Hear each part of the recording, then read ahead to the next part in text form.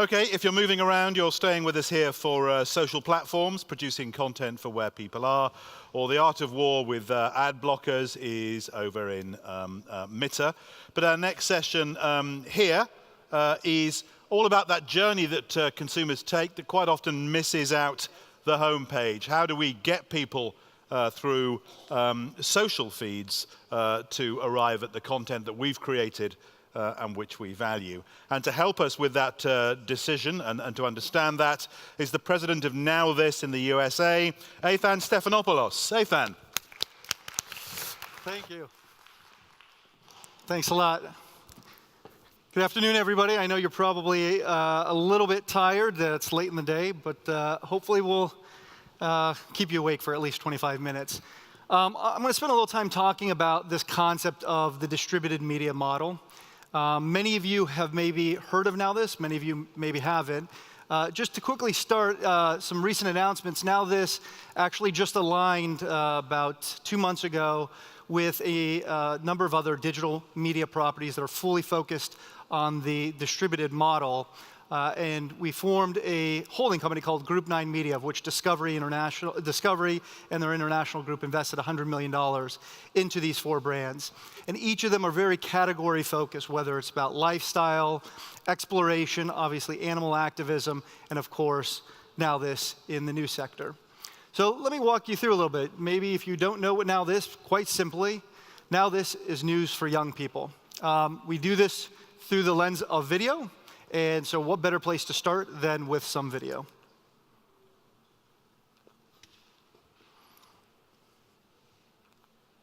Let's be honest here. Let's seize this moment.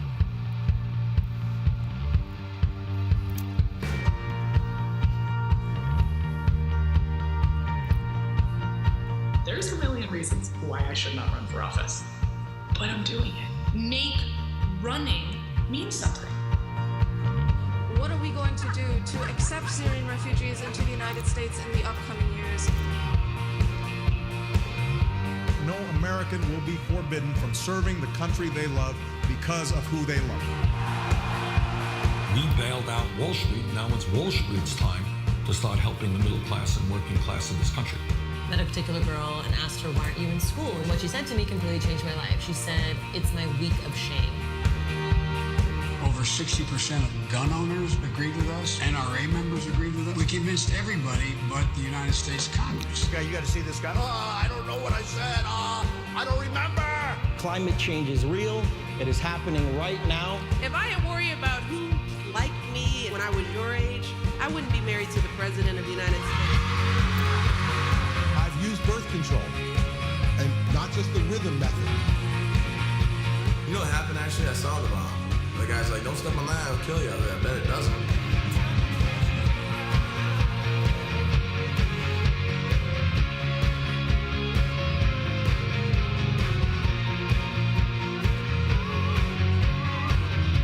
I believe there is much more that unites us than divides us.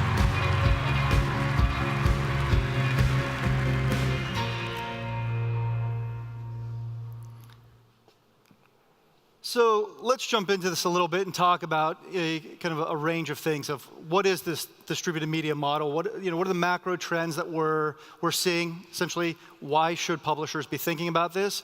Obviously, we want to talk about the how. It's really the execution of it. And of course, that quintessential question that most legacy media publishers often have of newer entrants like ourselves, how do you make money in this model? So obviously, we're facing the reality of a changing media landscape. This is not a relatively, profound slide. That linear television has shifted to desktop web, but now desktop web has shifted to this environment where people are getting information from their phones, and it's usually through the lens of some social feed. So the premise that we have is starting really about the 3 things. Social. Social is where audiences live today. Right? Mobile, it's oftentimes the only screen for younger millennials, but for many of you, you pull it out many times a day. It's not just about young people using mobile as a consumption device. And of course, video being the dominant media type that we see today and really over the next number of years. But the way we look at it is really that intersection. Now this is 4 years old, and essentially we were the pioneers of the distributed model in that we shut down our website about 2.5 years ago and built a media company from the ground up, living at the intersection of these three areas. One other quick thing to think about in terms of the evolution of where digital is today, right? We see a couple things, and this is just digital publishing now, not even looking at linear. How did people find content or discover it, and most importantly, consume it? Right? Over the past 25 years, we started out in this phase of direct. You would type in a URL and go to somebody's website. Over time, Google had taught us to search for content, so you would actually search for it and find your way to a website. In the 2010, over the past, let's say 5 years or so, most of the content that was being discovered on websites was usually from social referrals. You saw a link on Facebook and you went from Facebook into a website. The big shift is this idea of distributed, where now not only are you discovering content in a social feed, it's where the consumption is happening. It's where natively published video content, not just video, I mean you see it with instant articles, native content is living. So a little bit about NowThis. We are rather large. We are the largest news organization on the social web today. We are averaging about 2.6 billion video views a month. Our audience across all of our channels, whether it be Snapchat, Facebook, Instagram, YouTube, is well over 20 million and growing. The impressions, people look at that. The reality is it's a different landscape, but it's also the amount of content that's being consumed on a daily basis. But as I mentioned, we are focused towards a rather young audience. 75% of our audience is under the age of 35. Oftentimes now people say, you have amazing traffic, big scale, how do you get there? Like, how do you create viral content? And we often say virality is not a strategy, right? This idea of chasing viral hits is a race to the bottom. For us, virality is the outcome of really good strategy and really good content. You know, one of the strategies we deployed at NowThis over the past 2-3 years was not even really looking at these videos that performed very, very well and did 10, 15, 20 million views. Rather, we focus actually on the content that's not performing very well. We try to understand it. So we've built out a data team, an insights team, that's observing the behavior of that content and understanding why are people not sticking with it for long periods of time. This idea of retention rates and completion rates. So really, you know, the idea is you don't want to chase hits, you actually want to raise the floor. Now microtrends, and I think it's really important to think about, we know why, I mean, whether you're a traditional legacy media publisher or you're a digital first or digital only publisher, oftentimes where people get stuck is then how do we do it and how do we do it well? First and foremost, it's about platform appropriate content. If anybody sat in the earlier presentation from AJ+, you'd hear very similar things. This idea that how you produce content and storytell on Facebook is going to be fundamentally different than Snapchat, and that will be different than Instagram. And so it's this idea that one format does not fit across the board. Two just real examples. I'll kind of focus on two of the largest social platforms today, obviously Facebook. This idea of understanding the use case, the behavior of why you're on Facebook, right? What makes you share a piece of content, right? It's something that's highly emotional. It triggers a belief system, either you're for something or against it. So both for you as a consumer, but also as a publisher, you should have a point of view, right? You should be able to put something in the feed that allows other people to want to share it, to engage with that content, and let it represent them or stand against something that they don't believe in. Probably this, you know, today, 2 years ago, if you were looking at Facebook, it wouldn't be as obvious, but today it's pretty obvious, right? You have autoplay, the sound is off, and so this idea of ourselves, AJ+ and others, really understood this idea of audio agnostic content. The ability to consume the whole asset, the whole video, without ever having to go full screen and listening to it. A lot of text on screen, subtitling, less use of people in front of the camera for long periods of time. So the content has to be mobile friendly. So two examples, right? Just even within here, this idea of 16:9 and then Facebook supporting square video and now supporting vertical video. The platforms all have different use cases in terms of how the content is seen there. Snapchat, there we go. Very different environment, right? It's completely vertical video, short, quick, 10-second snaps, essentially has to be highly visual. You're dealing with an audience that it was very quick. Right? It's very easy to move on. It's a tap of your finger. And understanding the behavior of the ephemeral nature of this content. But it has to be informative. A lot of times what you want to be able to do is tell people what's happening in the world. So, again, just 2 examples within Facebook and Snapchat. The second thing is, through the lens of NowThis, is one vertical does not fit all interests. I often, use the example of NowThis' strategy over the past 2 years of starting to verticalize our content offering is very similar to newspapers, right? You have a sports page, you have a local page, you've got an entertainment section.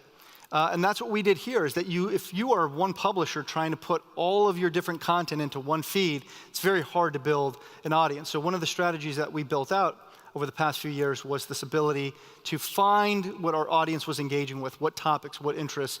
As an example, we've launched a whole vertical on weed. And people often kind of laugh and smile, but we're covering the politics of it, particularly in the US and the legalization of it.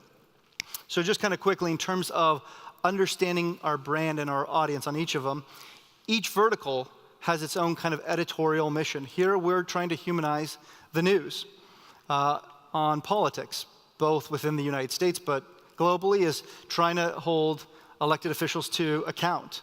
Trying to provide some level of accessibility. We were one of the first news organizations in the US that interviewed Bernie Sanders before he became a mainstream national figure.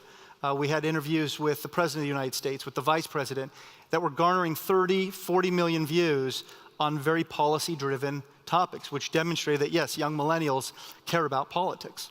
NowThis Future is our innovation and technology vertical, where we're kind of telling our audience about really cool things happening in the tech space. We have a whole vertical focused on women's issues. Obviously, politically speaking, it's an issue that's kind of become global of its importance. Entertainment, everybody loves to know what's going on the entertainment side, and of course, weed. But the importance here is to demonstrate that we have an editorial mission across each of our respective verticals. But as we think about content, this idea that if I just put it on Facebook, I can therefore build a big audience, what we try to remind ourselves is that obviously the platforms own the distribution. They are the pipes of which we are putting content in. But you have to recognize that you are a brand. And brands own hearts and minds. And so have a point of view, know what it is that you want to put in those feeds. The final piece as it relates to how to do this is also understanding, and this is somewhat US-centric in a lot of my conversations, but I think it's important to understand here, and it should give optimism for those outside the US, that everything does not happen in the US. And there is that perspective that it does, at least if you're a media company, that this is global audiences. 85% of Facebook's audience is outside the United States. I look at that as opportunity, right? And so we program content in Chinese, in Spanish, in German, in French, and you're able to essentially identify new audiences. And again, not only, by the way, whether you're in the US or in Europe or elsewhere, there's other markets that actually have their own platforms. So China's a perfect example that's not on Facebook, it's not on Twitter, it's not on Snapchat. And so we're programming content on their local platforms, on WeChat, on Tencent News, on MeowPie, on Pear Video. And you can identify audiences there. Again, young people. The macro trends have not changed. They're on their phone, they're on these platforms, and you've got to bring the content to them and understand how these platforms work. And then finally, I think it's an important, you always get this question, well, how do you make money? So there's really kind of 3 core buckets.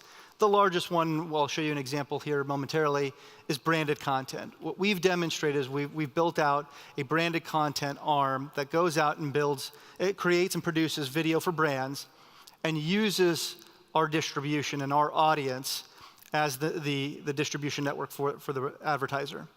And this is a really growing marketplace, both in the US and outside the US, in terms of being able to produce the content, but deliver a guaranteed audience against it. The other one is programmatic. These are the questions everybody's asking is, will Facebook figure out some level of monetization around video? Will Twitter, will Snapchat? And in many ways, we're in the early stages of them figuring out how to meaningfully monetize video content. And I think that they've demonstrated that they have a vested interest in figuring this out.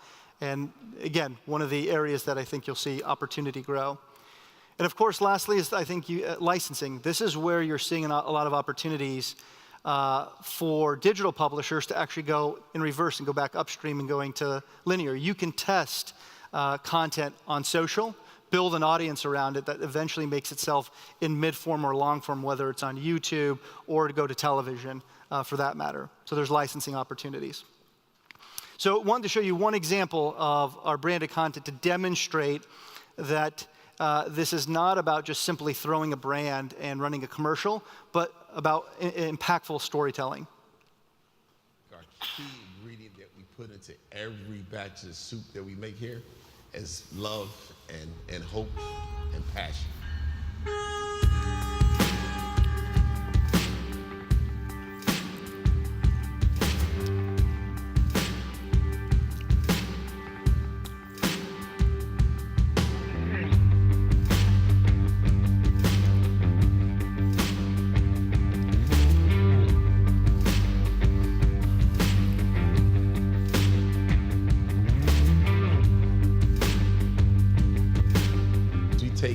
Camden County residents, we try to take about 20 people every semester.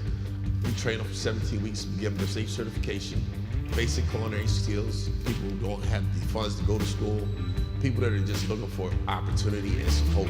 It's my job every day to come in and try to help people every single day. It's all about the soup, it's all about the love, you know? You gotta have love.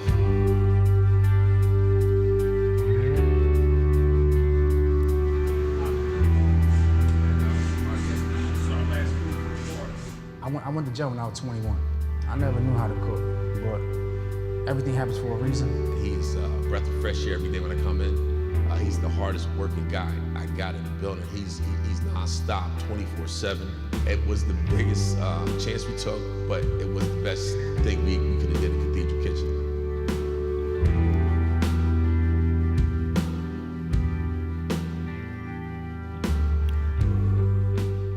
Campbell's Soup is the biggest sponsor of Cathedral Kitchen in the city. They have been some great partners here.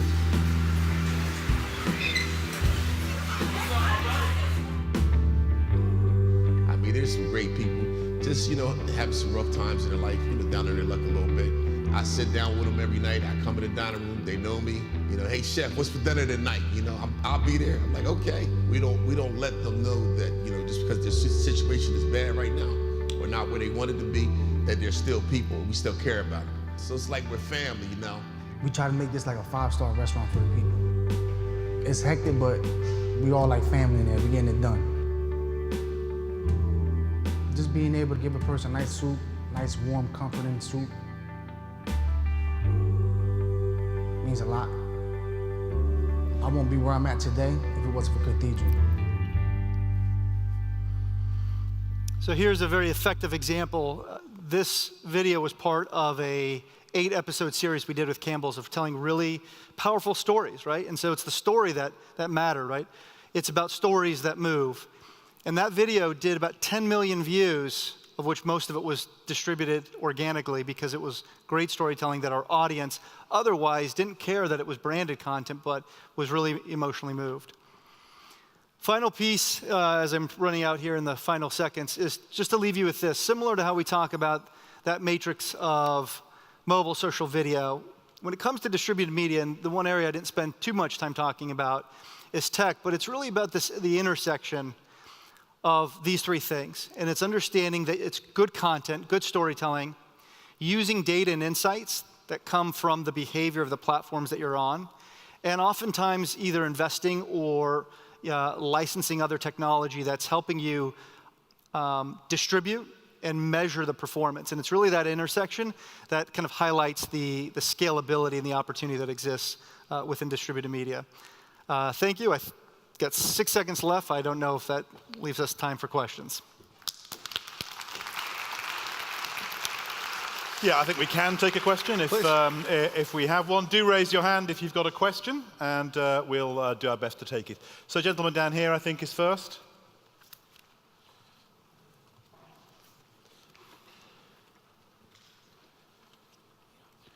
Michal Klima. I would like to ask first, how long are you on the market? And second, what is the feedback from readers and how is it successful?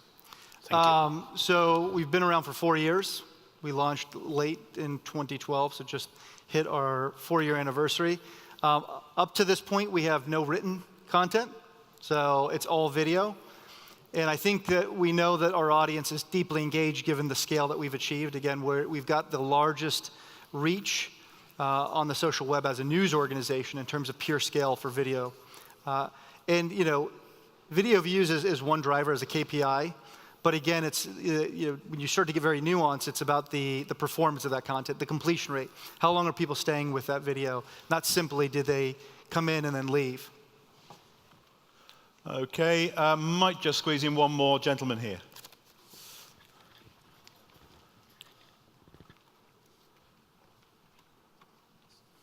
How did you build your audience originally from day one?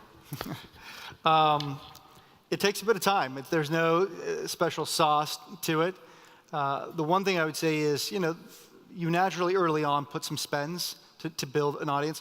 It's really important, though, that the early stages of building an audience, that you build a healthy audience, because a lot of people will go out and actually try to buy audiences. That will work against you. The greatest way to actually build a really healthy audience is build really good content, right? Because it doesn't matter if you have 15 or just because you have 15, 20, 50 million followers. We do more views than other publishers that have 4 or 5 times the actual audience size. Really good content gets spread. So what you want to do is, as the core audience that you have, start to recognize what you're putting in the feed for them regularly and engage with that and then share it. That's considered quality content in the eyes of the algorithm, and it gets pushed to more people. Makes sense? Okay, in that case, can I ask you please to thank Athan? Thank you. Thank you.